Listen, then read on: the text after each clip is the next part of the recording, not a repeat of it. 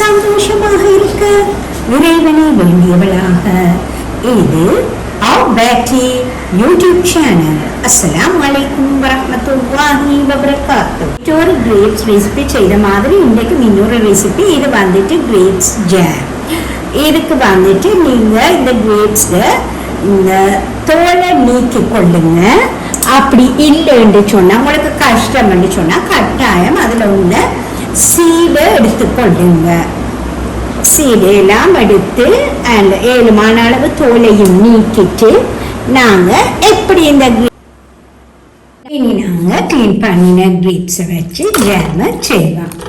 இது வந்துட்டு 250 இருக்குது. பர்னரை ஆன் பண்ணி கொள்ளுவோம். இதோட நாங்கள் எவ்வளவு கிரேப்ஸ் போடுறோமோ அதே அளவு சீனியும், பிறகு ஒரு அரை தேக்கரண்டி லைம் ஜூஸ் தேசிப்பழ சாறையும் விட்டு இளம் நெருப்பில் வைத்து அப்படியோ நாங்கள் இதை என்ன சமைக்க அல்லது அவிய விட வேண்டும்.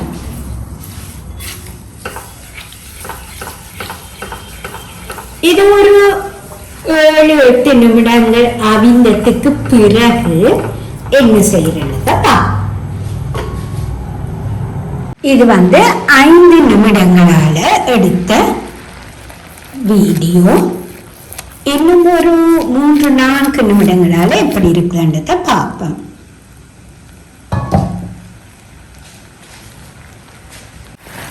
இது இப்ப 9 நிமிடங்களால எடுத்திருக்கிறேன். இனிமே நாங்கள் இதை அடுப்பை ஆஃப் பண்ணிட்டு இதை கொஞ்சம் ஆற விட வேணும். ஆற விட்டுட்டு என்ன செய்யறது அடுத்ததை பார்ப்போம்.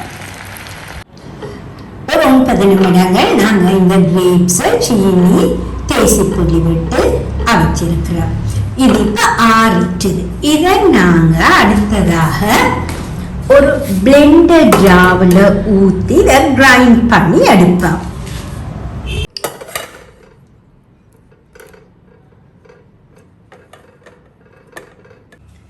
இதை நாங்கள் திரும்ப இந்த பேனுக்கு மாற்றிட்டு ஒரு 2 or 3 minutes நாங்கள் இதை ஹீட் பண்ணி அதை ஆறினத்துக்கு பிறகு நல்லா சுத்திகரிக்கப்பட்ட ஒரு பாட்டிலில் போட்டு நாங்கள் பாவிக்கிறதுக்கு எடுக்கலாம்.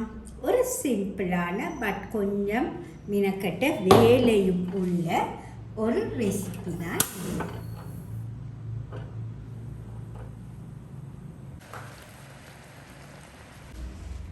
இனி நான் இந்த ஜாமை ஒரு கண்டெய்னருக்கு மாற்றி கொள்ளுவேன்.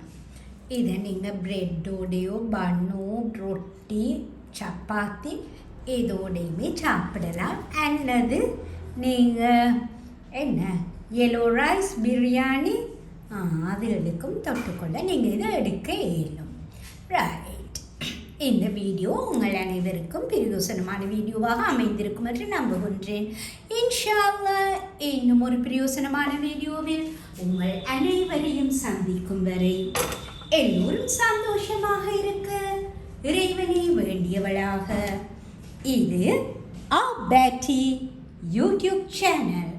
Assalamu alaikum warahmatullahi wabarakatuh.